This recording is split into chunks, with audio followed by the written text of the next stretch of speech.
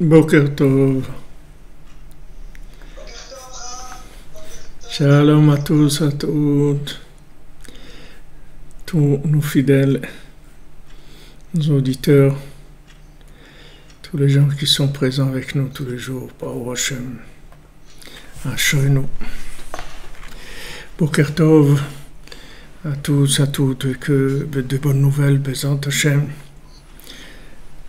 Hashem, il dirige le monde, le tzaddik, il adoucit la rigueur du monde. Il faut shlema pour tous les malades et beaucoup de réussite, beaucoup de délivrance dans tous les domaines, pour le klal et pour le prat en général, en particulier la délivrance par le mérite des tzaddikim, Bezant Hashem. Mish'an ou miftach la tzaddikim. On s'appuie, on a confiance dans les tzaddikim qu'ils prient pour nous, ils adoucissent la rigueur tout le temps. Beaucoup d'atzlacha, beaucoup de réussite, beaucoup de bonnes choses. Amen, merci. Merci pour vos bénédictions, votre soutien. Merci d'être avec nous, nous encourager tout le temps, vous êtes là avec nous, Baruch Hashem. C'est magnifique, Ashrenu. Alors hier, on était, page 58 dans la brochure, la deuxième colonne en bas, on parlait du shaliach et du meshaléach, c'est-à-dire celui qui envoie et celui qui a été chargé de mission, celui qui a été délégué. Alors le principe que Rabbi Nathan nous a expliqué, c'est très simple, c'est-à-dire que Hachem, en fait, il a créé ce monde et il l'a envoyé loin de lui, c'est-à-dire apparemment c'est loin, ce monde, la matière, elle est loin d'Hachem, et il demande à l'homme, il l'envoie en mission pour ramener le monde à Hachem, ramener le monde vers Hachem, c'est-à-dire tout ramener vers Echad. Donc tous on est des envoyés d'Hachem, et notre but c'est de ramener tous les aimants en lui, c'est-à-dire de reconnecter tout à l'infini, en ayant déjà à la base la émouna dans la Shgacha, c'est-à-dire la émouna que tout ce qui se passe, c'est la volonté d'Hachem. Tout est attaché à la volonté d'Hachem, et il n'y a rien dans le monde qui est indépendant et qui est quelque chose qui s'est fait tout seul, ou il y a une manifestation quelconque de quelque chose de logique ou d'une cause à effet ou autre. Tout est voulu par Hachem. Derrière tout, il y a un vouloir d'Hachem. Et donc ça, c'est la Emouna Pshuta, c'est la base de départ pour connecter tout à Hachem. Comme nous a dit Rabbi Nathan, parce que tout, on inclut dans un, quand on sait que tout est providence, c'est-à-dire derrière tout, il y a un vouloir d'Hachem. Alors on a dit que hier que שכל זה נמשך משורש השליחות העליון שהוא כלליות האדם והבריאה הכלוליה בו שנשלחו מהשליח הראשון האחד יתברך שיקח קיום שליחותיו על ידי האמת את זה חוזרים לכללים בו יתברך כנ"ל. Donc maintenant l'élément principal ça va être la vérité et cette vérité on va y adhérer par la émouna parce que cette vérité c'est pas tout le temps qu'on va arriver à la vérifier et à se rendre compte logiquement que c'est vrai. C'est-à-dire au départ, on va avoir une épreuve d'Emouna, c'est-à-dire de dire oui, ça c'est la volonté d'Hachem. Maintenant, comment expliquer que ça c'est la volonté d'Hachem? Ça c'est déjà autre chose. Mais déjà, je sais que tout ce qui se passe dans le monde, c'est la volonté d'Hachem. C'est le vouloir d'Hachem. Et ça, quand je fais ça, j'ai fait mon travail. C'est-à-dire, j'ai ramené les éléments vers Echad. J'ai ramené tout vers Echad, que ce soit au niveau général ou que ce soit au niveau particulier, individuel, dans le moindre petit détail de ma vie. Et je suis arrivé à un magasin, il est fermé, normalement, il devrait être ouvert. Il y a une volonté d'Hachem, c'est tout. Tout, c'est le vouloir d'Hachem. C'est-à-dire, je m'habitue à avoir un réflexe de connexion de toute situation à Hachem. Valken, alors Rabbi Nathan, maintenant il va parler du tzaddik. On en a parlé déjà hier, on a un petit peu anticipé, mais Rabbi Nathan il dit Alken tzaddik manig haolam kirtsono. C'est pour ça que le tzaddik, il dirige le monde comme il le désire. כמו שכתוב, ותגזור אומר ויקום לך. Tu vas décider, tu vas dire, et ça va être comme ça. C'est-à-dire, ça c'est dit pour le tzaddik. C'est-à-dire, quand le tzaddik il dit quelque chose, alors ça va être comme ça. Une fois Rabbeinu il a dit à Rabbi Nathan, tu sais, je veux que tu approfondisses mes enseignements, et que maintenant,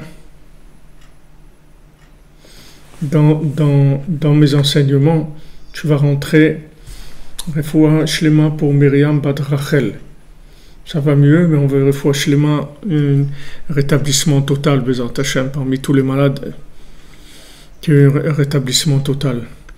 Maintenant, le Rabbeinu dit à Rabbi Nathan, voilà, je veux que tu rentres dans mes enseignements, et tu vas dans une idée, et cette idée, ça va être comme une pièce qui ensuite, ça va s'ouvrir vers une autre pièce et tu vas comprendre autre chose. Ensuite, il y a une autre chambre encore qui va s'ouvrir et tu vas comprendre d'autres choses. Et comme ça, tu vas ouvrir l'enseignement. Et après, Rabbeinu lui a dit, il lui a dit, c'est pas par rapport à toi et ton niveau que les choses sont comme ça. Les choses, elles vont être comme ça parce que je veux que ça soit comme ça. Comme ça, Rabbeinu l'a dit à Rabbi Nathan. Il a dit, ne crois pas que ce que maintenant tu vis, c'est quelque chose qui est en rapport avec toi. Ce que tu vis, c'est en fait parce que le tzaddik, il a décidé que tu vas vivre ça. Alors tu vas le vivre. Tu vas découvrir des éléments de sa Torah, tu vas faire des choses, etc. Mais c'est pas toi, c'est parce que le tzaddik a décidé. Donc quand le tzaddik il décide quelque chose, il décide, il le dit, et la chose est exactement comme il a dit.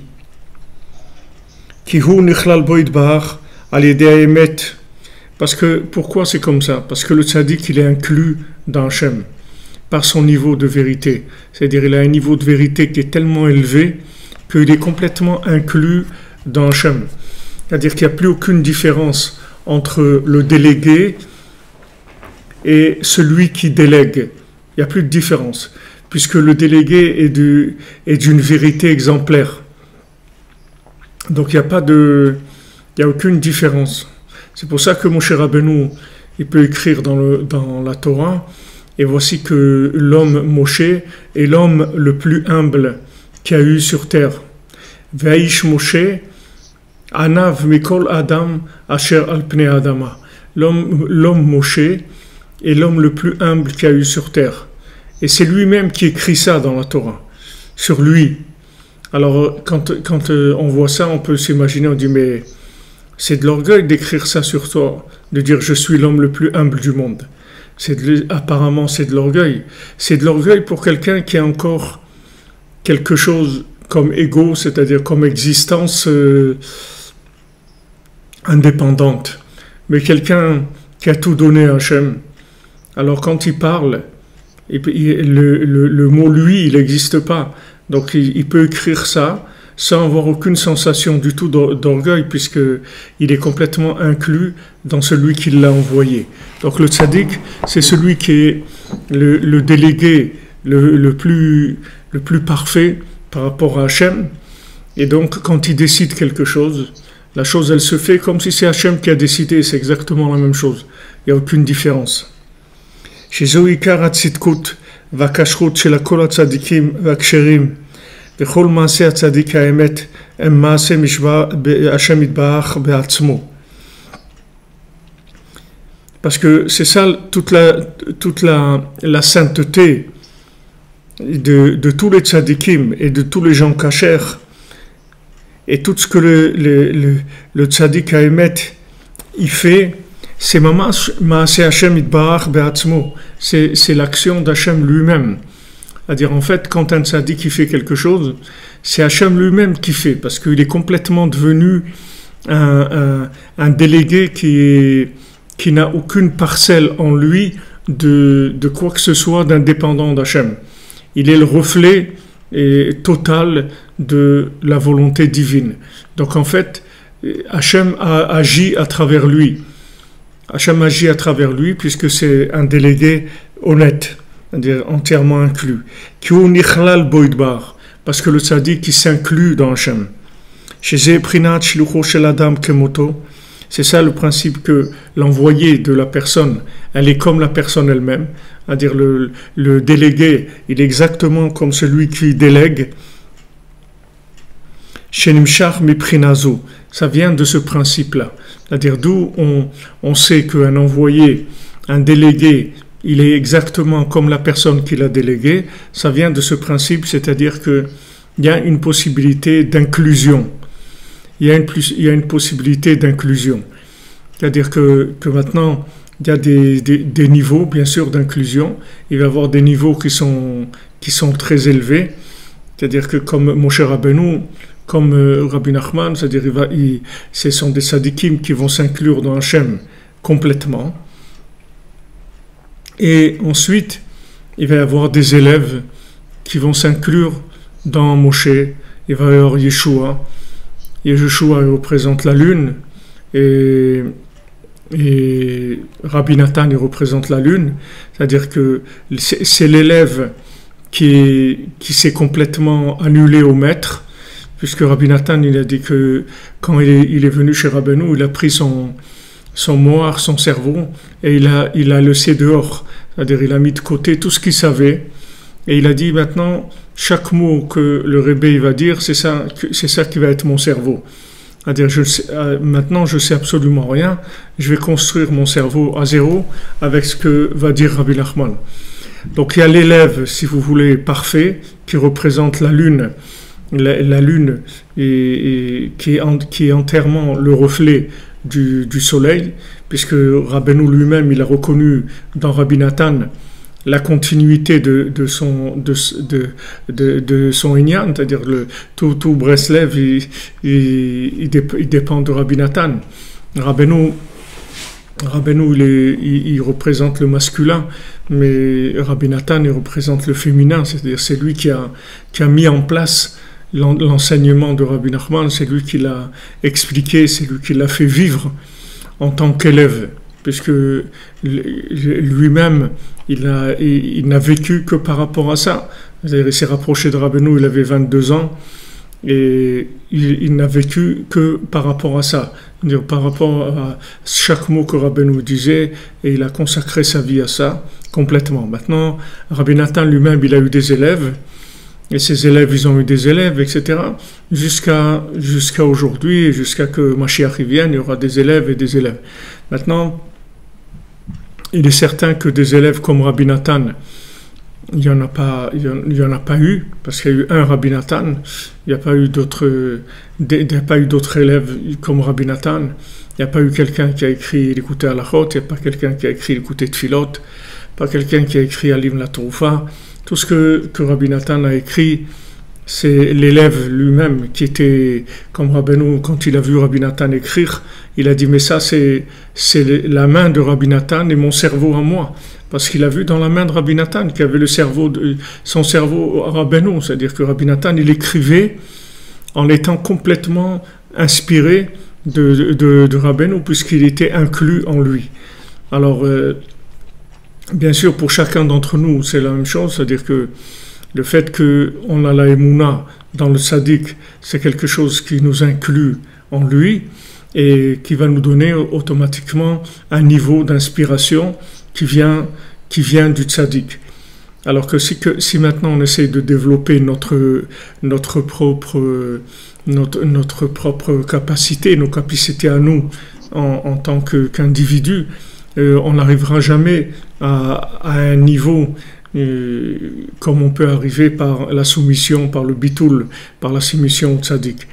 C'est-à-dire on a beaucoup plus intérêt à être soumis à des gens plus grands que nous que de se développer à notre compte. Parce que si on développe à notre compte, c'est toujours le même système qu'on a expliqué avant, c'est toujours de l'interactif interne, c'est-à-dire on tourne en circuit fermé. C'est-à-dire, même si on arrive à des choses qui sont très bien, mais ça reste ça reste de l'interactif par rapport à des éléments existants.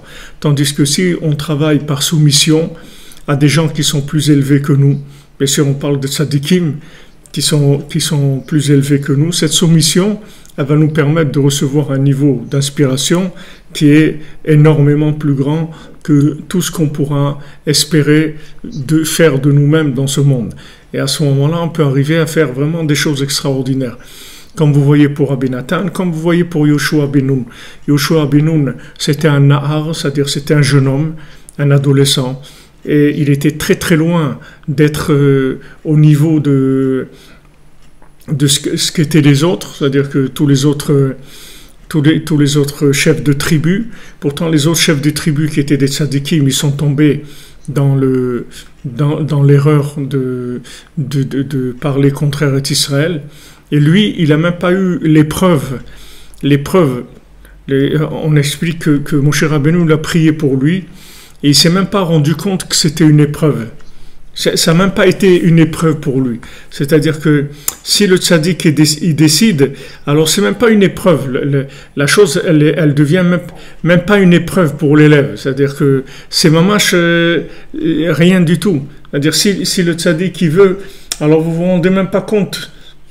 Vous vous rendez même pas compte.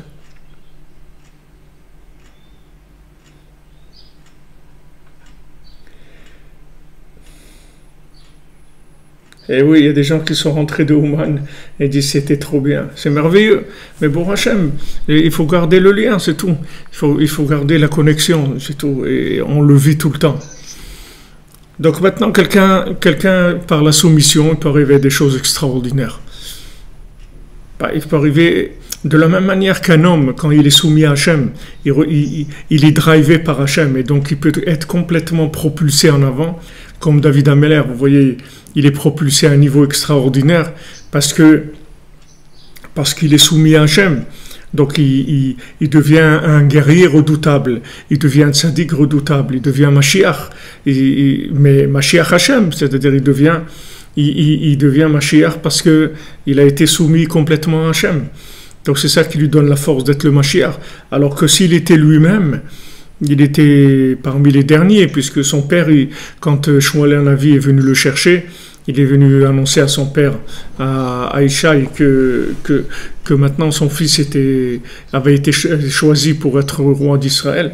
Donc il lui a présenté tous ses fils, mais il lui a jamais présenté David. Il pensait même pas à David. Pour lui, David c'était un berger comme ça qui était toujours un peu en dehors de tout le monde, c'est pas quelqu'un de très sociable. Et il avait l'air un peu bizarre comme ça.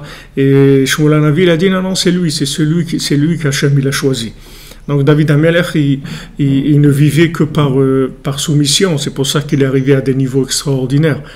C'est-à-dire le monde, en fait, il est à l'envers. Il marche à l'envers. Plus vous vous soumettez aux éléments supérieurs, plus vous grandissez. Plus vous fonctionnez en interne, comme on dit, plus vous fonctionnez en interne, c'est-à-dire en interactif par rapport à vos capacités personnelles, et plus vous êtes dans la médiocrité, la petitesse. Même si cette petitesse, cette médiocrité, elle a l'air éclatante par rapport à ce monde, même si c'est une réussite apparente dans ce monde, mais ça reste toujours de l'interne, et ça n'a pas tellement de valeur, parce que ce sont des circuits fermés. Tandis que maintenant, si vous fonctionnez par soumission à des gens qui sont plus grands que vous, alors ces gens-là, ils vont vous propulser, parce que vous allez recevoir le souffle de ces gens-là, et ça va vous développer énormément. Si vous prenez dans la Megillah de Ruth, puisqu'à Shavuot, on a l'habitude de lire Megillah de Ruth à Shavuot, et pourquoi on lit Megillah de Ruth à Shavuot? Il doit y avoir sûrement beaucoup d'explications, mais si vous voulez, le principe de Megillat Ruth, c'est un principe extraordinaire. C'est-à-dire que d'abord c'est extrêmement profond. C'est un livre qui est extrêmement profond. Il y a des secrets dedans. C'est une source inépuisable de secrets. C'est magnifique. C'est-à-dire. Alors le principe c'est comme ça. C'est-à-dire lorsque quelqu'un il fait tchouva. Qu'est-ce qui se passe? Quand quelqu'un il fait tchouva ou il se convertit, c'est la même chose. Hein. Rabbi Nachman dit les balais tchouva et les guérim, c'est le même principe. C'est-à-dire ce sont des gens qui vivaient dans un monde interactif et maintenant ils ont découvert qu'il y a une vérité de connexion. C'est ça faire tchouva. Tchouva, ça veut dire tashuv he, c'est-à-dire tu reviens vers Hachem, tu reviens vers le he. C'est-à-dire tu reconnectes le monde à Hachem. C'est ça qui s'appelle faire tchouva et se convertir, c'est-à-dire tu décides que maintenant tu vas vivre une vie connectée, c'est-à-dire tu vas plus vivre une vie interactive en interne, indépendante. Donc maintenant, si vous voyez la démarche de Ruth, en fait, Ruth, elle suit Naomi. Naomi, c'était une très grande tzadékesse, c'était une femme de très grand niveau. Et donc c'est la femme de Elimelech. Et Elimelech, il a quitté Eretz Israël parce que il y avait de la pauvreté. Et puis il était un petit peu agacé de tous ces pauvres qui venaient lui demander tout le temps de la tzedaka, tout ça. Il en avait marre, donc il a quitté Eretz Israël. Bon, il a été puni, le pauvre, pour ça. Lui et ses deux fils, ils sont morts. Et donc Naomi, elle est revenue en Eretz Israël avec les deux prétendantes de ses deux fils, qui étaient Ruth et Orpa. Maintenant, elles n'étaient pas encore converties. Elles se sont converties quand elles sont revenues en Eretz Israël. Mais en dehors d'Eretz Israël, en fait, ce sont des non-juifs que les enfants de Naomi, ils ont connus en dehors d'Eretz Israël. Et Ruth, c'était une princesse de Moab. C'était une fille d'un rang social très élevé. Donc quand elle a suivi Naomi et qu'elle est venue dans Eretz Yehuda, en Eretz Israël, et là elle s'est connectée au peuple juif, et donc elle a fait sa conversion. Et c'est écrit que à ce moment-là, après la conversion, alors Naomi, elle a embrassé Ruth. Alors c'est écrit dans les Sfarim. En fait, quand elle a embrassé Ruth, alors il y a eu l'âme de Ruth qui s'est complètement fusionnée dans l'âme de Naomi. Ensuite, qu'est-ce qu'elle est devenue, Ruth? En fait, Ruth, elle est devenue un agent, si vous voulez, un délégué de Naomi. C'est-à-dire ce que Naomi, elle ne pouvait pas faire de par elle-même. Alors c'est Ruth qui l'a continué et c'est Ruth qui l'a fait. Donc c'est pour ça que de Ruth, après, il est sorti David Ameller. et Naomi elle-même, elle descendait de Lot, de la fille de Lot, qui a eu des rapports avec son père parce qu'elle pensait que le monde était détruit, qu'elle allait rien avoir, qu'elle n'allait plus avoir personne sur terre. Donc elle a fait cette transgression-là, mais elle avait l'intention de faire une mitzvah, elle n'avait pas du tout l'intention de faire quelque chose de pas bien, elle voulait que le monde il continue à avoir des individus sur terre. Donc ça c'est la descendance de Naomi, et la descendance de Ruth, donc ça va être David Améler. Naomi, elle vient de la fille de Lot. David Améler vient de Ruth. En fait, vous voyez, cette lignée de David Améler, elle est venue par des situations qui sont complètement inversées par rapport à la logique de la progression spirituelle. Normalement, si vous voulez parler de progrès spirituel, alors vous devez passer par des canaux qui sont, disons, les canaux de ce qui est dans la norme.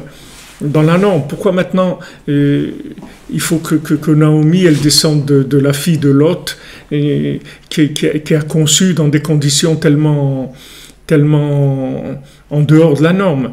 Pourquoi maintenant David Améler il doit venir de Ruth qui est une Moabite et qui est à la limite de pas pouvoir entrer dans le Ham Israël parce que les Moavim eux-mêmes, les hommes, on les accepte pas comme convertis, pour vous dire que c'est des gens qui sont tellement loin qu'ils ont une possibilité de se convertir, et c'est le seul peuple d'ailleurs qui est dans cet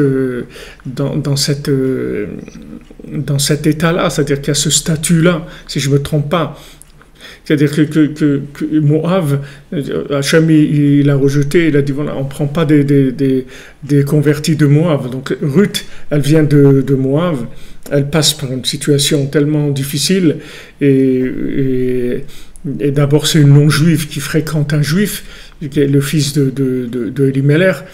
Ensuite, son prétendant, donc il meurt, elle va avec Naomi. Naomi, elle l'embarque dans une histoire avec Boaz, elle lui dit vas-y, n'aie pas peur, etc. Elle la pousse vers Boaz, et de là, il va sortir David Améler. Pourquoi maintenant ça doit être comme ça? Parce que en fait les situations qui sont à l'envers, c'est des situations qui vous débarrassent de la norme, c'est-à-dire du côté interactif qu'il y a dans la norme. Parce que quand on est dans la norme, il y a toujours un côté, si vous voulez, d'ego. Il y a toujours un côté de l'ego de la personne. Si maintenant, dans votre vie, votre réussite, elle vient par une évolution normale des choses, alors il va y avoir une part de construction personnelle dans votre réussite. Si maintenant, votre réussite, elle vient de monter et de descendre tout le temps, c'est-à-dire que vous avez eu des hauts et des bas dans votre vie. Alors maintenant, c'est les bas, ils ont quelque chose d'extraordinaire, c'est qu'ils vous débarrassent de la norme. Parce que comme maintenant vous êtes en bas, donc normalement, d'après quand vous êtes en bas, il doit rien sortir de bien de ça, puisque normalement de ce qui est en bas, ça sort pas du bien. Normalement de Moab, qu'est-ce qui va sortir de bien? On va pas penser Mashiach, il va sortir de Moab. C'est quand même poussé de dire une chose pareille. Comment de Moab, Mashiach? Ok, qu'il sorte quelqu'un déjà de correct, de moyen, ça va, c'est déjà pas mal. Non, Mashiach, il va sortir. Pourquoi? Parce que Mashiach, si vous voulez, il doit être complètement soumis. Et pour être soumis, il faut être dans l'échec total par rapport à la norme. Il faut être dans l'échec total par rapport à la norme. C'est pour ça que les gens qui arrivent le moins à s'intégrer dans les systèmes, s'ils se renforcent, c'est des gens qui vont arriver dans les niveaux les plus élevés qui est. C'est contradictoire, ça a l'air contradictoire, mais c'est comme ça que ça fonctionne. C'est-à-dire que maintenant, plus vous êtes handicapé par rapport au système, et plus vous avez des chances de devenir quelqu'un d'exceptionnel. Pourquoi? Parce que comme maintenant, vous ne fonctionnez pas dans l'interactif du système, comment vous allez fonctionner? Vous allez fonctionner par connexion. Et quand vous allez fonctionner par connexion, et que vous avez vous allez découvrir que vous pouvez recevoir des énergies tout simplement comme on dit en français, en les embrassant. C'est-à-dire le mot embrasser en français, ça veut dire que comme on dit, il a embrassé telle chose, ça veut dire qu'il est rentré complètement là-dedans. Alors, en embrassant ces choses, en fait, vous allez recevoir l'énergie de la chose. Et comme maintenant, au niveau construction individuelle, vous êtes complètement nul par rapport aux normes requises par la société pour les gens qui sont construits, donc ça va donner des résultats extraordinaires parce que vous allez pouvoir être un récipient qui va complètement révéler la source à laquelle il est branché. Et c'est ce qui s'est passé entre Ruth et Naomi. C'est-à-dire quand Naomi elle embrasse Ruth, en fait il y a une fusion entre l'âme de Naomi et l'âme de Ruth. Et en fait, c'est expliqué dans les Sfarim que même après, quand elle va devenir l'épouse de Boaz et qu'après il va y avoir sa descendance et jusqu'à Mashiach, jusqu'à David Ameler, en fait, c'est le fils de Naomi qui était dans sa maman. C'est lui en fait qui va être présent. C'est-à-dire c'est comme si en fait elle s'était mariée avec lui, son prétendant, mais maintenant physiquement elle n'était plus là. Donc il s'est passé des liens qui sont des liens uniquement spirituels et qui ont permis des fusionnements d'âmes qui ont donné des choses extraordinaires. Donc c'est pour ça, les amis, chers amis, il faut pas vous décourager. Il faut beaucoup vous renforcer, beaucoup être joyeux. On doit beaucoup être joyeux. Et si maintenant on a l'impression d'être incapable et d'être nul, c'est ça qui va être la source de notre grandeur. Parce que maintenant, si on se sent incapable et on se sent nul et qu'on se renforce dans le vouloir et qu'on cherche quand même à progresser malgré que la norme nous condamne en étant des gens anormaux, des gens qui n'ont pas de chance de réussir. C'est vrai, dans l'interactif, j'ai pas de chance de réussir, mais dans la connexion, j'ai des réussites extraordinaires qui m'attendent. Comme je vous ai dit, Abraham Avinu, quand il regarde les astres, Hachem, il dit à Hachem, mais moi je vois dans les astres que je vais pas avoir d'enfant. Hachem, il lui dit, ne regarde pas les astres, regarde au-delà des astres, tu vas voir que tu vas voir. Là-bas, tu vas avoir un enfant. Non seulement un enfant, mais il va sortir de toi une nation extraordinaire qui va être le Ham Israël.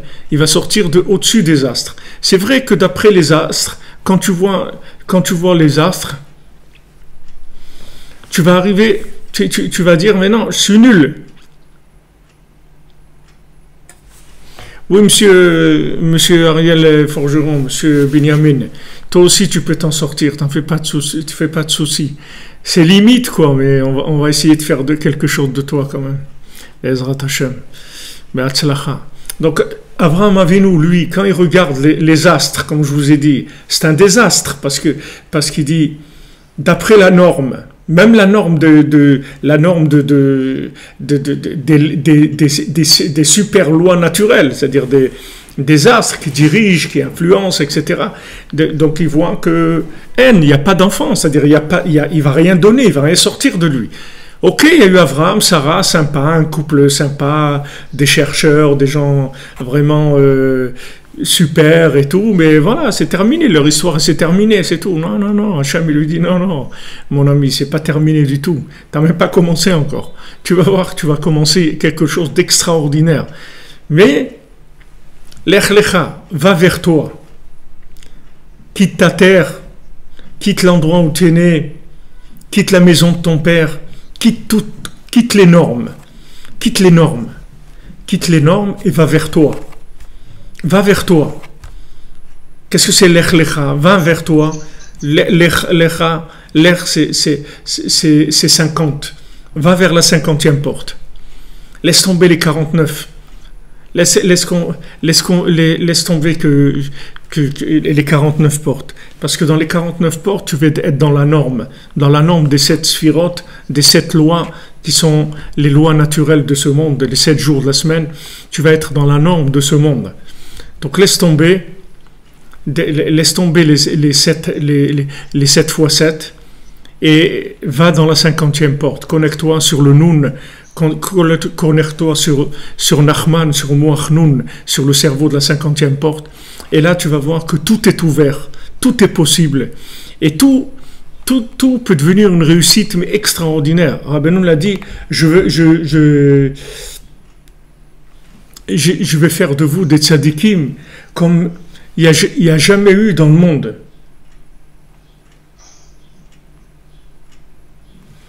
Je vais faire des tzadikim de vous, des tzadikim comme il n'y a jamais eu dans le monde. C'est-à-dire que Rabbi Nachman, il veut faire de nous des gens exceptionnels, pas des gens normes, puisque de toute façon, on est hors norme. On est hors norme, c'est-à-dire d'après la norme, on n'est pas, c'est-à-dire on a été recalé d'après les examens des normes.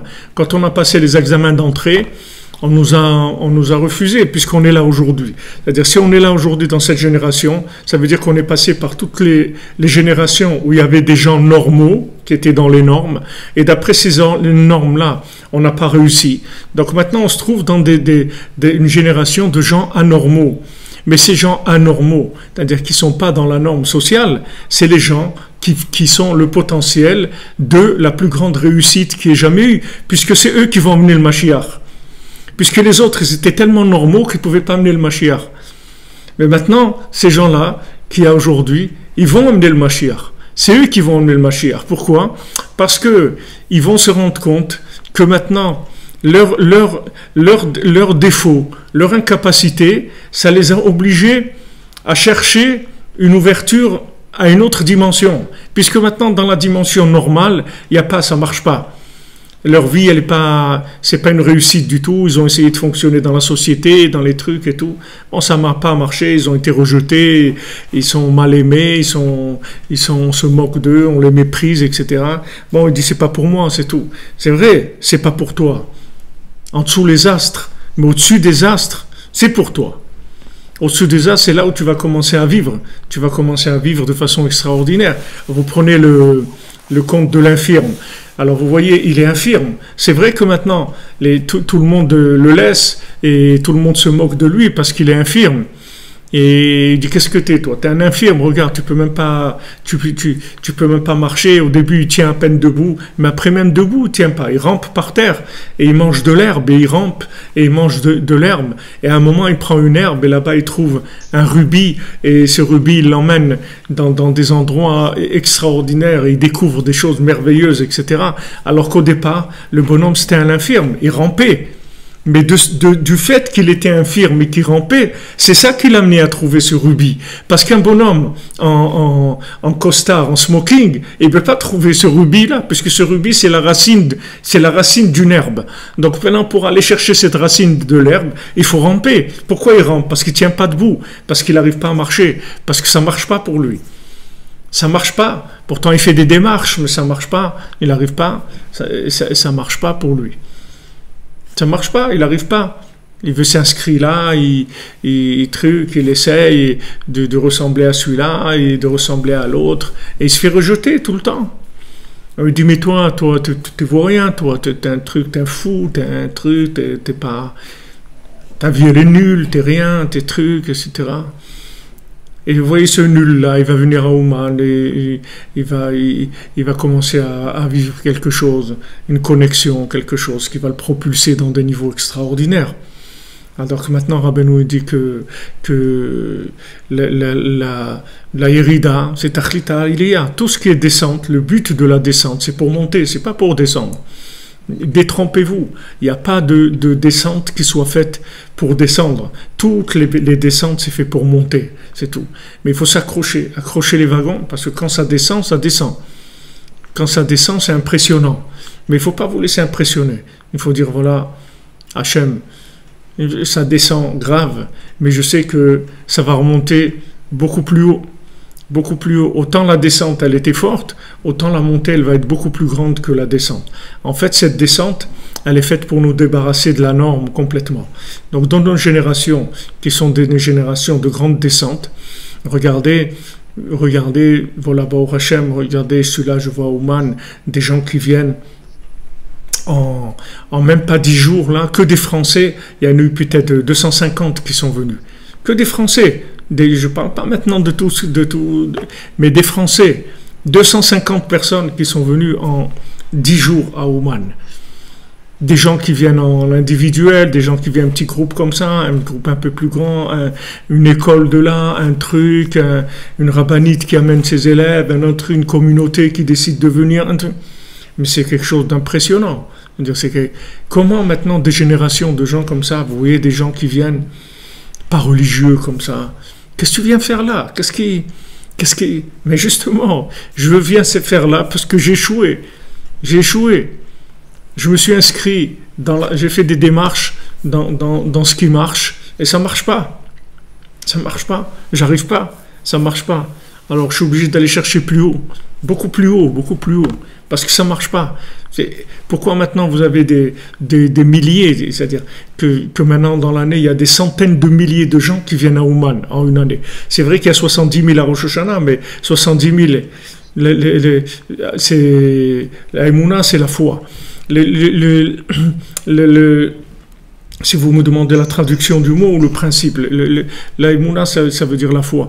Maintenant, il y a des 70 000 personnes qui viennent à Rosh Hashanah et des centaines de milliers qui viennent dans l'année. Et ce qui est bizarre, c'est que la plupart des gens qui viennent dans l'année, c'est pas des gens très religieux, mais c'est des gens, justement, qui ont cherché par le fait qu'ils sont hors normes. Comme ils sont hors normes, alors ils vont chercher quelque chose de plus haut, de plus profond, qui va pouvoir les aider. Qui va pouvoir les aider, parce que dans la norme, ça ne marche pas. Alors si on ne se décourage pas, on va chercher plus haut. Vous allez voir qu'en fait, l'échec, c'est notre réussite. C'est ça notre réussite. Notre réussite, c'est notre échec, c'est ça notre réussite. Après, on va dire, Baruch Hashem, que j'ai échoué dans la norme. Parce que j'aurais réussi dans la norme, j'aurais jamais cherché plus loin, puisque ça aurait marché. Ah, maintenant, ça marche pas dans la norme, il faut faire quelque chose, on va pas rester comme ça. Alors, on cherche au-delà de la norme, on arrive à des choses vraiment extraordinaires. On peut arriver à des niveaux magnifiques, des niveaux merveilleux. Voilà, ça remonte toujours. Voilà, ça remonte toujours. C'est mamache des 180 degrés, même c'est 360 degrés. C'est-à-dire que si vous tournez d'un bout à l'autre, c'est-à-dire ça va d'un bout à l'autre. C'est-à-dire que, en fait, ce malaise-là, comme vous prenez Rabbi Nathan, vous prenez dans l'écouté de Philon, vous allez sentir vraiment un malaise. Vous allez sentir quelqu'un qui a un malaise. C'est-à-dire il n'est pas bien du tout. Vous voyez les prières qu'il fait, vous dites le pauvre, tous ses problèmes, il a plus de problèmes que moi, Rabbi Nathan. C'est-à-dire, vous voyez, ça vous fait de la peine de voir comment un homme, dans tous les domaines, il a des problèmes. Mais cette sensation-là qu'il a de nullité, c'est pas du tout parce qu'il est nul. Non, c'est pas parce qu'il est nul. C'est parce qu'il est tellement élevé qu'il peut pas s'adapter à la norme. Mais ça, personne ne va vous le dire, des gens normaux. Parce que si vous le dites, c'est la faillite pour eux. Donc ils ne vont pas vous dire ça. Ils vont dire, si tu ne marches pas dans la norme, ça veut dire que tu es anormal. Et si tu n'es pas anormal, alors c'est l'asile, mon ami. C'est l'asile, dégage, va-t'en. Parce que ici, on cherche des gens qui fonctionnent dans la norme. Maintenant, Rabbi Nathan, il fait partie des familles les plus nobles. Des familles les plus nobles. Des familles les plus nobles du judaïsme, des grandes familles d'érudits en Torah, etc. Mais il a un malaise, ça ne marche pas, il y a quelque chose qui ne marche pas là-dedans. Et qu'est-ce que tu veux? Qu'est-ce qu'il y a? Voilà. Toi-même, tu es un érudit, un grand érudit, tu es juge dans le tribunal rabbinique de Rav Levi Yitzhak de Berditchev, tu es le gendre du Rav David Tzvi, tu es quelqu'un de très grand. Qu'est-ce que tu veux? Il dit non, il y a quelque chose qui dérange là-dedans, quelque chose qui ne va pas. Il dit mais t'es fou de parler comme ça. T'es fou de parler comme ça. C'est le système. Attention, j'ai des trucs et tout. Rabbi Nathan, il cherche. Et il découvre la chassidoute. Il découvre la chassidoute, ça va mieux. Ça va mieux. Beaucoup mieux. Il voit des gens qui prient. Il voit des gens du cœur, de l'amitié. Il dit, ah, c'est super, là, il y a quelque chose. Alors il cherche. Et après, un jour, il est en train d'aller acheter des bégalets comme ça. Il va acheter, on lui dit, allez, il va acheter des gâteaux, des trucs. Et il revient, et il a un coup de spleen, un coup de blues, mais terrible. Mamache, un coup de blues terrible. Il dit, qu'est-ce que je suis en train de faire là? Acheter des gâteaux, qu'est-ce que je suis en train de faire? Et il rentre dans une synagogue et il se met à faire des psaumes et il pleure. Et il se jette par terre, il pleure, il s'endort. Et là, il rêve de Rabbeinu. Et quand il rêve de Rabbeinu, qu'est-ce qu'il rêve? Il rêve qu'il monte sur une échelle, il essaye de monter et il tombe. Et il essaye encore de monter, il tombe. Et il en a marre. Et Rabbeinu, il est à côté de l'échelle. Et il ne sait pas que c'est Rabbeinu, lui. Il ne le connaît pas. Il voit un homme comme ça. Ils n'avaient pas beaucoup de différence d'âge, Rabbeinu et Rabbi Nathan. Rabbeinu il avait 28 ans, Rabbi Nathan il avait 22. Rabbeinu il avait 28 ans quand Rabbi Nathan il s'est rapproché de Rabbeinu. Rabbeinu lui dit, allez vas-y, monte encore, tu vas y arriver. Allez vas-y, essaye. Et il monte encore, il tombe, et il monte, il tombe. Comme ça, et après il se réveille. Et après, quand la Providence, elle fait que Rabbi Nathan, quelques mois après, il va se retrouver, ou quelques semaines après, je ne sais pas combien de temps il y a eu entre le rêve et la rencontre, mais quand il va rencontrer Rabbeinu va lui dire, on se connaît déjà. Parce que c'était Rabbeinu, il est venu dans son rêve, et Rabbeinu, il l'a encouragé. Donc Rabbeinu, il le connaissait. Rabbeinu, il savait que c'était lui son élève. Rabbeinu le savait très bien, c'est pour ça que Rabbeinu est venu habiter à Breslev, que Breslev c'était à côté de Nemirov, qui était la ville de Rabbi Nathan. Et Rabbeinu l'a dit, je suis venu habiter à Breslev parce que je sais qu'il y a quelqu'un, une très grande âme qui va venir s'approcher de moi. Qu'est-ce que c'est cette grande âme? C'est une âme qui a une conscience de nullité terrible. Alors maintenant, faites attention, ne vous faites pas arnaquer par les systèmes, parce que les systèmes, ils vont vous traiter de nuls, parce que eux, ils veulent des gens qui fonctionnent dans l'interactif des normes du système. Et quand maintenant vous n'êtes pas adapté au système, parce que justement, vous avez une âme qui vient d'un niveau de Hatzilut, d'émanation très très élevé, et donc qui a des difficultés à fonctionner dans le système. Mais ce n'est pas parce qu'elle a des difficultés à fonctionner dans le système qu'elle est pas valable. Au contraire.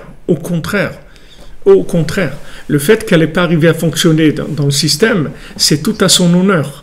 Seulement le système, il ne va jamais vous dire ça. Il va vous casser. Il va essayer de vous casser, de vous mettre sur le côté. Complètement, il va vous mettre sur la touche, comme on dit. À côté. Il vous dit, allez, va te mettre de côté. Tu vas rien faire dans ta vie, toi. C'est vrai, je vais rien faire. Dans ton système, je vais rien faire. Mais il y a un autre système au-dessus des astres, où là-bas, je vais faire beaucoup de choses. Je vais faire des choses extraordinaires. Donc, Hachem, il dit à Abraham Avinu, Lech lecha, quitte, va-t'en. Va-t'en de ton pays. Va-t'en des structures dans lesquelles tu as grandi. Va-t'en de la maison de ton père. Va-t'en de tout ça. Va-t'en. Ruth, elle part de tout ça. C'est une princesse de Moab. Je dis, mais pourquoi? Tu avais tout pour réussir.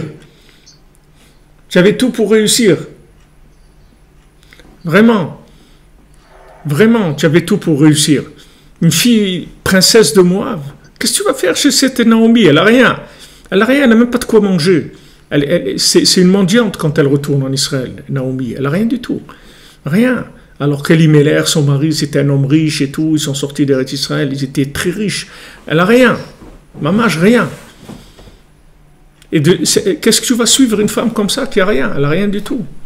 Qu'est-ce que tu vas? Breslev, là, qu'est-ce qu'ils font? Ils sont là. Il n'y a rien. Va, regarde, il y a des chassidouyot, ils ont des milliards, ils ont des trucs, des centres avec des trucs en marbre, des trucs magnifiques. Et quand ils font des réunions, c'est des milliers de personnes qui viennent avec une richesse, du manger extraordinaire, des trucs. Le Rav, il vient en avion personnel, en jet personnel, des trucs et tout. Et toi, Breslev, c'est quoi? Des trucs, des pouilleux comme ça, des gens. Qu'est-ce que ces gens-là? Qu'est-ce qu'il y a là-dedans? Attends, mon ami, attends. Attends, tu vas voir. Attends un petit peu, tu vas voir. Gamarti ve'egmor, nitzarti ve'natzer. Rabbeinu l'a dit, j'ai terminé, je vais terminer. J'ai vaincu et je vais vaincre, je vais gagner. J'ai gagné déjà et je vais gagner. Vous allez voir comment, petit à petit, avec tous ces gens-là qui ont justement la sensation d'être nuls par rapport au système, comment, avec ça, Rabbi Nachman, il construit en fait l'empire messianique avec ces nuls-là, avec ces gens-là qui ont l'air nuls. C'est avec eux qui construit l'empire messianique. C'est-à-dire c'est eux qui vont mettre en place le Mashiach. Justement parce qu'ils sont nuls. Apparemment, ils sont nuls par rapport au système. Mais leur âme, elle est très très élevée. Elle est tellement élevée qu'elle est brouillon. Elle n'arrive pas à s'adapter dans les systèmes. Parce que son niveau d'inspiration est plus élevé que la norme de ce qui est proposé. Alors maintenant, si malheureusement vous tombez dans le système, il va faire de vous de la pâtée, c'est-à-dire il va vous passer au hachoir à viande, parce que il va vous dire nul, nul, nul, vous êtes des triple zéro, c'est tout, nul, nul, vraiment nul. Et alors les gens ils croient que c'est vrai parce qu'ils voient un monsieur, un professeur ou un rabbin ou un truc, ils disent ouais, un truc, qu'est-ce que tu vas faire en Israël, Breslev ou le train et tout. Ils vont le décourager, ils vont le décourager et eux ils croient que c'est la référence, ces gens-là, de la norme. C'est vrai que ces gens-là c'est une référence, c'est la référence de l'interactif, mais lui, cette personne-là qui a un malaise dans la norme, c'est une personne qui n'a pas de référence dans le monde par rapport à ce qu'il est. Parce qu'il vient des neshamot de Hatzilut, neshamot de Chalalapanoui, des neshamot qui viennent d'endroits très très très élevés. Donc maintenant, difficulté à s'adapter et il doit chercher de la connexion à l'autre monde. C'est la seule chose qui peut lui donner un peu de vitalité, un peu d'espoir. C'est comme un étranger, vous voyez, un étranger qui vit dans un pays lointain, qui n'est pas son pays. Et voilà, la seule vitalité qu'il a, c'est d'écouter un peu de la musique de son pays, ou la radio de son pays, ou regarder une émission où il voit son pays, etc. C'est avec ça qu'il vit. Parce que malgré qu'il soit là, parce qu'il doit travailler, etc., mais il a une nostalgie. Il a une nostalgie de son pays, il a une nostalgie de là où il vient. Donc il cherche à chaque fois à se connecter de là où il vient. Donc Hachem, il dit à Avraham Avinu, regarde, il faut que tu te connectes au Emet et à Mito. Le Emet, pour toi, c'est pas suffisant, tu vas pas y arriver. Parce que c'est vrai, d'après le Emet, tu peux pas avoir d'enfant, c'est-à-dire tu peux pas enfanter, tu vas rien donner de spécial. Mais si tu vas dans le Emet et à Mito, tu vas avoir un fils Yitzhak, et tu vas avoir un peuple qui va sortir de toi extraordinaire, et c'est mon peuple, et je vais vous donner la terre d'Israël. Et voilà, il lui fait toutes les promesses à Avraham Avinu. Mais toutes ces promesses, elles viennent de Lech Lecha, va-t'en, quitte la norme, quitte, ne cherche pas là-bas, il n'y a rien pour toi là-bas. Il n'y a rien pour toi, c'est pas pour toi. Mais c'est Hachem qui lui dit ça, donc Avraham Avinu, il est blindé, vous comprenez, il est chargé. Mais quand maintenant, vous arrivez à chercher, parce qu'on vous a rejeté de là et de là, alors vous venez vers Rabbi Nachman, parce que, alors les gens, ils vous culpabilisent en vous disant, c'est parce que t'as rien trouvé à faire d'autre, alors t'es allé là-dedans, ou comme ils disent à beaucoup de gens qui viennent en Israël, ah c'est parce que tu as échoué dans ta vie et tout, alors il te reste plus rien que d'aller en Israël. Pourquoi l'Israël c'est une poubelle de l'humanité? Et voilà comment ils présentent Israël, que les gens qui ont raté leur vie et tout, alors ils vont en Israël. Alors que c'est complètement le contraire. C'est complètement le contraire. Soi-disant des gens qui sont dératés. Ratés de quoi? Qu'est-ce qu'ils ont raté? Ils ont raté la médiocrité, la bêtise humaine. Qu'est-ce qu'ils ont raté? Donc il ne faut jamais vous laisser impressionner par les grands discours, les gros yeux, etc.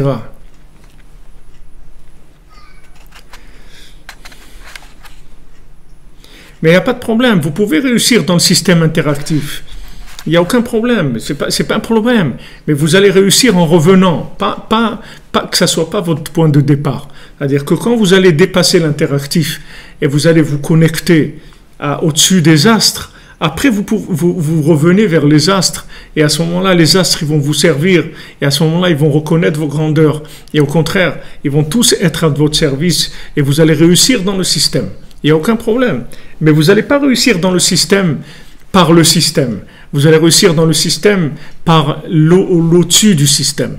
Ce que je vous dis tout le temps, c'est-à-dire qu'Adam Arishon, il devait manger de l'arbre de la connaissance du bien et du mal. Mais il devait faire kidouche dessus le Shabbat, c'est-à-dire qu'il devait sanctifier le Shabbat sur le fruit de l'arbre de la connaissance du bien et du mal. Mais ça, Hachem, il lui a pas dit au départ, comme il nous a dit Rabbi Nathan, que Hachem, il te dit pas qu'après tu vas réussir dans la norme. Parce que s'il te dit que tu vas réussir dans la norme, alors tout le monde va aller au-dessus de la norme pour revenir vers la norme, puisque c'est la meilleure réussite. C'est ce qu'il a dit, c'est ce qu'il s'est rendu compte à Esav, que la meilleure manière d'avoir les brachot, c'est de chercher le spirituel. À ce moment-là, tu vas avoir le matériel. Mais si tu dis ça aux gens, alors tout le monde va aller vers le spirituel. Si maintenant tu dis aux gens, en allant vers le spirituel, tu vas avoir aussi le matériel. Alors c'est sûr que tous les gens, ils vont y aller. Tous les gens vont y aller. Donc ça ne marche pas comme ça. C'est-à-dire que maintenant, vous cherchez au-dessus des astres et vous cherchez à vous connecter. Et quand vous allez vous connecter au-dessus des astres, alors après, la réussite, elle sera même dans le côté interactif, dans le côté de la norme. Là aussi, vous allez réussir dans le côté de la norme. Mais vous n'êtes pas passé par le chemin de la norme, parce que vous ne pouvez pas, parce que la norme, ça ne vous attire pas. Mais vous avez un malaise par rapport à la norme. Mais une fois que vous êtes connecté au-dessus de la norme, après, il n'y a aucun problème pour revenir vers la norme. Au contraire, après, toutes les normes, elles sont là pour vous servir, au contraire, pour vous aider, pour raffiner, pour installer les choses, pour les développer, tout ce que vous voulez, il n'y a aucun problème. Il n'y a pas une interdiction de revenir vers la norme, aucune interdiction du tout. Mais seulement, avant de revenir vers la norme, il faut avoir goûté le vin hongrois. Une fois que vous avez goûté le vin hongrois, c'est-à-dire que vous avez goûté au-dessus de la norme, à ce moment-là, vous revenez vers la norme et vous êtes quelqu'un qui vit dans la norme, mais connecté à au-dessus de la norme. C'est-à-dire que jamais la norme, elle va vous rouler, jamais la norme, elle va vous faire tomber dans les intérêts bas et médiocres de ce monde. Pourquoi? Parce que vous avez goûté le vin hongrois. Donc, du moment où vous avez goûté le vin hongrois, vous êtes débarrassé de toutes ces choses-là. C'est fini. C'est-à-dire que on va plus vous faire mentir, on va pas vous faire voler, on va plus vous vendre votre âme au diable, comme on dit. Vous allez plus vous allez plus vous vendre parce que vous n'êtes pas un produit de la norme. Celui qui est produit de la norme, alors il est obligé de se vendre, il n'a même pas le choix. Mais celui qui est le produit d'au-dessus de la norme, quand il revient vers la norme et qui reste connecté avec son origine, qu'il entretient le lien avec son origine, il tombe jamais on peut pas l'acheter dans la norme parce que c'est pas son monde, il a rien à voir avec ça. Mais il y fonctionne tout à fait normalement, il n'y a pas de problème. Rabbi Nachman, c'est un grand spécialiste de ça. Rabbi Nachman, il veut pas des gens hors normes. Rabbi Nachman, il veut qu'on fonctionne dans le monde, mais seulement on vient pas par le même chemin, c'est tout. On vient pas à la norme par la norme, mais on vient à la norme par au-dessus de la norme, et ensuite on revient Retso Vachov, c'est-à-dire on revient vers la norme. Quand on revient vers la norme, on fonctionne, on travaille, on est père ou mère de famille, on s'occupe de ses enfants, on fait ce qu'il y a à faire, etc. Mais on est connecté sur une autre dimension complètement. C'est-à-dire on n'est pas le produit de la norme. Donc ça c'est le principe du tzaddik. Vous allez voir le tzaddik, c'est quelqu'un qui fonctionne dans ce monde et tout, mais son fonctionnement, il vient pas de la fonction des choses. Son fonctionnement, il vient d'une source d'inspiration qui est très très élevée. Ensuite, il revient vers le fonctionnement de ce monde pour assumer ce qui est assumé et faire ce qu'il y a à faire. Donc ça, c'est le principe du tzaddik, et que Mamash, il est le chaliar d'Hachem, il est envoyé d'Hachem. Et nous tous, notre intérêt, c'est d'être connectés et de s'inclure dans des gens qui sont plus élevés que nous. Et à ce moment-là, on va recevoir des sources d'inspiration, des énergies qui viennent d'endroits extrêmement élevés et qui vont nous propulser. Et il y a des tzadikim et des tzadkiniot qui vont entrer en nous et qui vont dans notre âme et qui vont nous propulser, Vous voyez, pourquoi maintenant c'est expliqué dans la Megillat Ruth, pourquoi maintenant il y a des âmes tellement élevées qui se connectent à Ruth, comment elle vient, parce que Ruth, elle commence une vie nouvelle. Donc comme elle commence une vie nouvelle, elle est hors norme. Comme Abraham Avinu, elle a jeté tout. Elle a jeté son pays, l'endroit où elle est née, la maison de ses parents, tout ça, elle a tout jeté. Donc comme elle a jeté de tout ça, elle a plus de normes. Donc tout ce qui bloquait pour essayer de développer quelque chose d'extraordinaire, c'est-à-dire une vérité, de émettre la mytho, tout ce qui empêchait ça, elle l'a jeté, Ruth, puisqu'elle a quitté son pays, elle a quitté sa famille, elle a quitté tout ce qui était les normes qui maintenait un fonctionnement médiocre de ce monde. Tout ça, elle l'a jeté. Donc quand elle l'a jeté, elle devient un être complètement nouveau. Quand elle devient un être complètement nouveau, alors elle peut recevoir une âme de tzadikim, de tzadkaniyot, de niveau très élevé, parce qu'elle est complètement nouvelle. Donc ça se fait au niveau général, dans la tchouva de chacun, dans la conversion de chacun, de chacune. Mais ça se fait aussi dans la vie de tous les jours. C'est-à-dire, chaque fois qu'on tombe, en fait, on se débarrasse des normes. Rabbi Nathan, il dit qu'on tombe parce qu'on a voulu normaliser notre vie, la rentrer dans des normes, dans l'interactif de la norme. Mais si maintenant on n'avait pas ça, on se remettait en question nous-mêmes, c'est-à-dire on rejetait tout le temps le côté de la norme qui nous donne de l'orgueil, de l'ego, etc. Alors on n'aurait pas besoin de tomber. Mais comme maintenant ça nous colle, c'est-à-dire que quand on fait quelque chose, qu'on réussit quelque chose, il y a toujours un côté de l'ego qui se réveille, alors on est obligé de nous faire tomber pour nous faire débarrasser de ça. Et quand on tombe, après on se relève, on devient quelqu'un de nouveau. Maintenant, le fait qu'on devient quelqu'un de nouveau, ça permet à la vérité de émettre la mytho, de revenir vers nous. C'est-à-dire on peut se reconnecter au niveau de vérité très élevé, puisqu'on est sorti de la norme. Et c'est comme ça que ça fonctionne, c'est comme ça qu'on avance. Alors individuellement, il ne faut pas être impressionné si maintenant on tombe. Parce que quand on tombe, en fait, on se débarrasse, on va faire comme l'infirme, on tombe, en fait c'est pour trouver le diamant qui est dans la racine de l'herbe. C'est pas pour ramper, c'est ramper pour trouver ce diamant-là, parce que ce diamant-là, il n'existe pas dans les normes, il n'existe pas sur les gens qui tiennent debout, ils n'ont pas accès à ce diamant, parce que le diamant il est sous terre, il n'y a que les gens qui rampent qui peuvent trouver ce diamant-là. Donc quand maintenant on veut nous donner un diamant, par rapport à là où on est, on va tomber. Quand on va tomber, on va ramper, on va chercher là-bas un peu de vitalité, quelque chose. Ah, on va découvrir ce diamant, cette merveille, cette splendeur. Combien de gens religieux, ils ont découvert Rabbi Nachman parce qu'ils sont tombés. Des gens religieux, des gens qui étaient très religieux et tout, ils sont tombés. Et quand ils ont été cassés, qu'est-ce qu'ils ont cherché? Attends, on va voir, qu'est-ce qui va nous aider maintenant? Ah, il y a Rabbi Nachman, il a dit qu'il n'y a pas de désespoir, que je peux arriver, c'est vrai, je peux m'en sortir. Attends, voyons voir. Et il vient chez Rabbi Nachman et hop, il remonte beaucoup plus haut que ce qu'il était avant. Et il va comprendre qu'en fait, toute la raison pourquoi il est tombé, c'est uniquement pour pouvoir monter. Parce que là où il était condamné à stagner dans la médiocrité interactive du niveau qui s'est fabriqué, du niveau virtuel qui s'est fabriqué. Maintenant, pour progresser, alors on l'a fait tomber. Et si maintenant, il ne se vexe pas, et il ne se décourage pas, alors de cette descente-là, il va arriver quelque chose d'extraordinaire, s'élever de manière merveilleuse.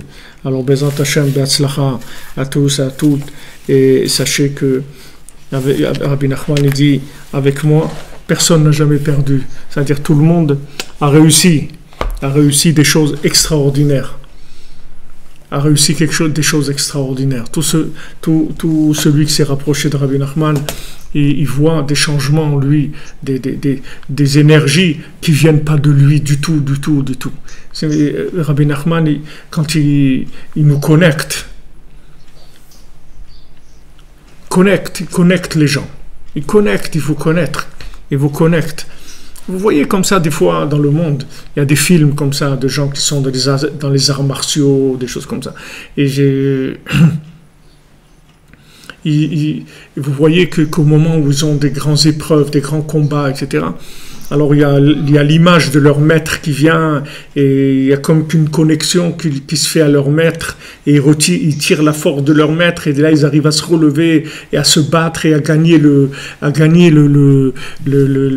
combat dans lequel ils sont. Il y a des films comme ça, où des fois on a vu des choses comme ça. Alors ça c'est inspiré de ce principe-là, c'est-à-dire de la connexion. C'est vrai que d'après les normes, tu tombes par terre, tu n'as pas la force de te battre, mais avec la connexion, tu peux te battre comme David Ameller. Il dit, c'est vrai, moi, je suis faible, mais comment je me suis battu avec le lion? Parce qu'Hachem, il m'a donné la force. Donc, je peux me battre contre Goliath, et je peux battre Goliath.